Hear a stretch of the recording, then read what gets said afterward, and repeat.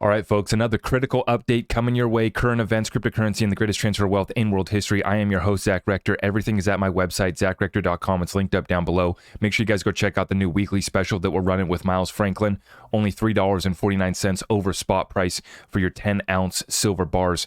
Get them while you can. The vaults are getting drained. I'll show you one clip that we got on that. But let's get right into it, guys. So we're looking at a May 23rd, 2023 date. It's about noon on the West Coast when I'm recording this, and I'm going to drop this as soon as we're done here. So check this out. Bitcoin above 27,000, 1849, 1850 is where Ethereum's trading at, 46 cents for your XRP. But we're going to get right on into the update, guys. Debt limit drama. Let's get it. McCarthy to Republican lawmakers, we are nowhere near a debt ceiling deal yet. McCarthy says that I told Biden there would be no clean debt limit, no raising taxes, must spend less money. Now, we get to summarize this situation right here from the Kobesi letter.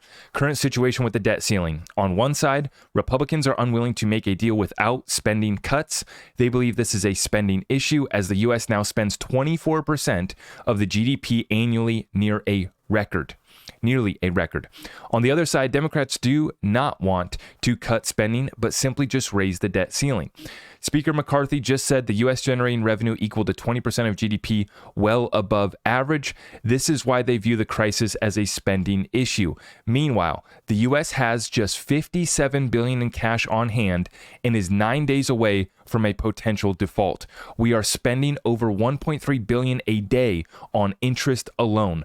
Markets are dropping and borrowing costs are rising as the deadline nears. What's the solution here and which side is correct? Regardless of the outcome, this is costing taxpayers money. Borrowing costs into late June are rising. A similar crisis in 2011 increased borrowing costs by $20 billion. U.S. debt has more than doubled since. Make sure you guys go follow the Kobesi letter for the real-time analysis and updates. We love the work that's being shared over there. Interest rates on your mortgages are approaching 7% once again. We're seeing that the United States, this is not a sustainable path. Whether you like it, whether it's up, down, left, right, Democrat, Republican, the program's not working. It is a failure. And I believe that this is part of the plan, the controlled demolition that is now underway. Am I going to be surprised if they come to a deal, come to a compromise, the Republicans bend over, they sign on, and we raise the debt limit with almost nothing in return? I'm not going to be surprised. Won't be shocked. I'm also not going to be surprised if a deal doesn't get done and we get the inevitable event, which is some sort of default on this debt. We have to restructure it. We have to reset it. Let's just rip the Band-Aid off and get it done. We have all this drama that's taking place, all this political back and forth and the dance that they do in DC. It's all a load of crap. Let's admit what the truth is, and that's that this is unsustainable. We cannot afford this debt, and it is not just $31 trillion in debt. It is over $150 trillion unfunded liabilities when you add it all together. And like we're saying, $1.3 billion just on the interest daily that we're paying. So we're down to, what does he say, 50 billion left? We're down to 50 something billion here left. And 57 billion cash on hand and 9 days away from a potential default. And they're going to continue to play that DC dance. You know how they do it over there. Now, the situation unfolding is a perfect setup for the precious metals. And what we're seeing right now is silver demand is simply not stopping. Though not reflected in spot prices, that is largely irrelevant at this point. Prices have nothing to do with physical demand now. Remember not to focus on price, but instead on stocks and flows in the system. So that stock to flow ratio that so many people refer to, stocks are low. Remember, the vaults are being drained, stocks are low, and the flows are very high, and the future is very bright for silver investors. Now remember, we covered this yesterday. The Shanghai vaults over there have recorded their biggest withdrawal in history. Over the last 10 years that they've been recording these silver vaults over there, we had the largest withdrawal yet. You're seeing a similar story play out amongst all the other vaults, and it comes at a time here when we're approaching a default, we're approaching uncertainty, the yield curve inversion has flipped like we've never seen before, and the pundits are debating whether or not we're going to have a recession. We know in our community, we don't have time to debate a recession. What we're doing is making sure that we survive. So we're picking up our precious metals. Like I said, we're running the weekly special right now with Andy Sheckman, Miles Franklin. $3.49 over spot price for your silver. Take advantage of that while you can. Because like I said, the vaults are getting drained. The writing is on the wall. And this deal is going to come to an end here shortly. There it is for you guys. Our 10-ounce silver bars on promo this week for only $3.49 over spot. You just send them an info@milesfranklin.com email. and tell them that Zach sent you. We'll put the link on down below. You guys make sure you check that out and get it while you can. The setup is clear as day. Now, let's get into it, folks. The bombshell that Mr. John Deaton just found once again. There were 63 emails and 52 unique drafts of the Hinman speech. That would be 52 unique drafts of the Hinman speech. He says that's a lot of drafts and input for a personal opinion. And remember, this has been their defense this whole time, that this was just his own personal opinion. This is not the official position of the SEC. How is that possible when you have 52 unique drafts getting shared amongst the SEC? Was that just Bill Hinman proofing his own work by himself? I highly doubt that. And so once again, a further bombshell piece of evidence that is all coming to the light in regards to this SEC versus Ripple case. And we have all of this taking place. And we finally are getting people to come around and to ask the question that we've been talking about for a while now. What are the damages? What are the damages that have been done by this criminally corrupt SEC organization mafia that is stifling innovation in America? This is not a political issue. This is not about a buyback. This is about getting our country back and solving how the American people and the XRP investors and the company Ripple were wronged by the actions of this weaponized SEC. What are the damages? Now recall, Ripple has spent $200 million just on the legal fees.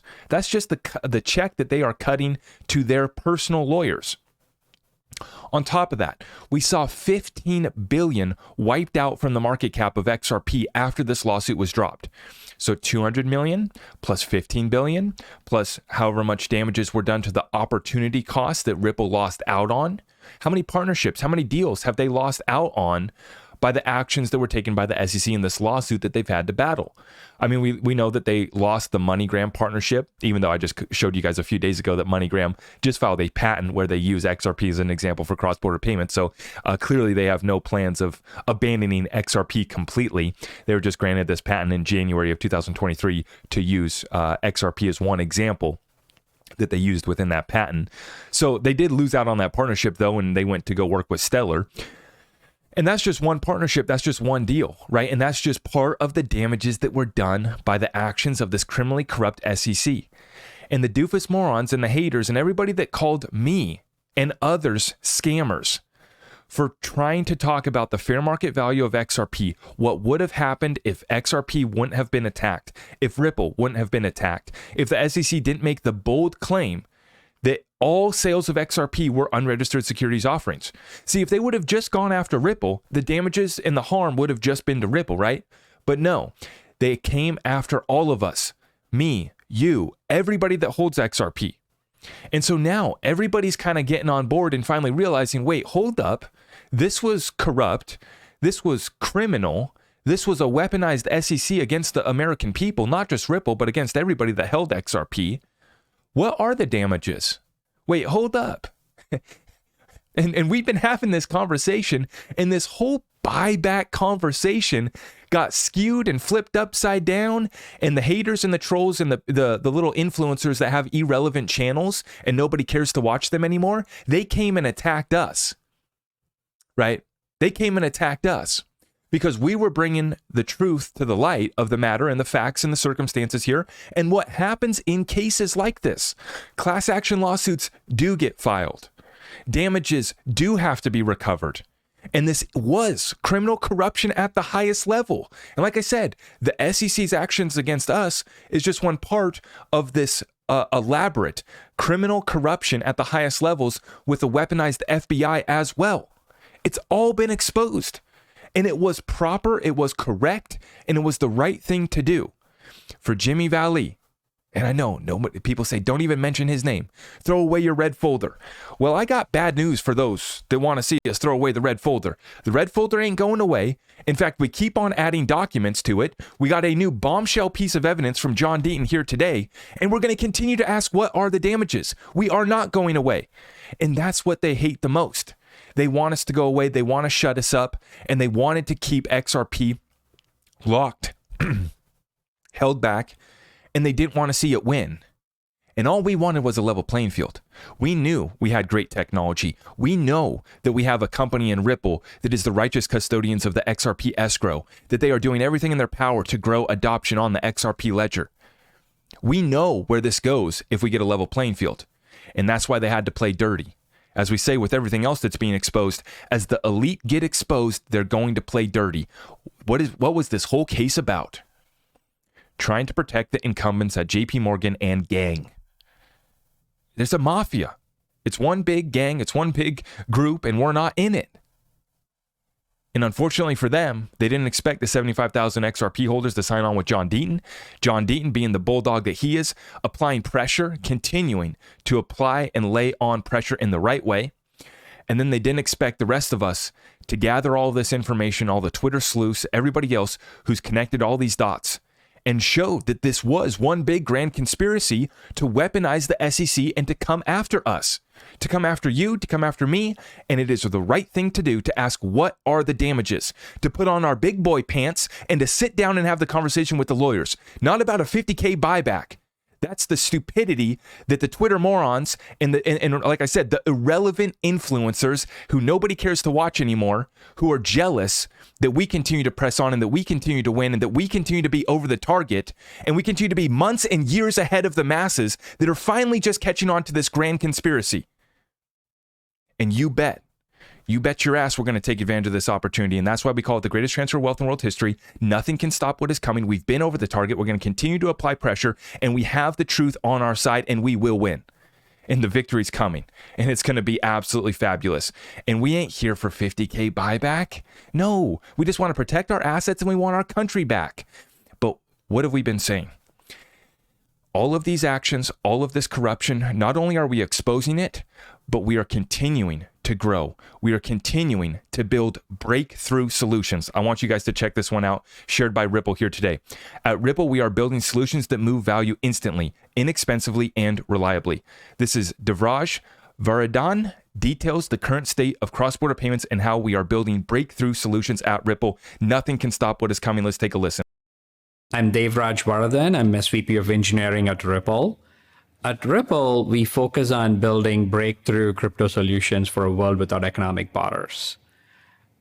The first problem that we started working on from the onset is how do we really use crypto and blockchain to build breakthrough solutions, starting with cross-border payments. In talking to our customers and also as an immigrant, I understand the unmet customer needs when it comes to moving value throughout the world.